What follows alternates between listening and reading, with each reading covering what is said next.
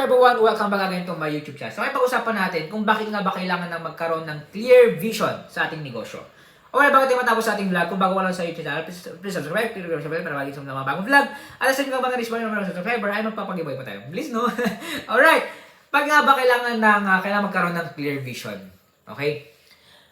Ito yung sagot ko upang malaman ang direksyon ng negosyo. Kasi wala kang vision, wala. Sabi nga sa Bible kung wala kang vision, the people perish. Kumbaga, yung parang yung bayan or bansa ay kumbaga bababa. Kumbaga mamamatay. Yung parang na-imagine ko is yung parang bagsak yung ekonomiya o kaya parang walang maganda. So kailangan natin magkaroon ng vision. Alright, kung ako mayroon akong vision, pero syempre, if it is the God will, mas maganda kasi na may vision ka.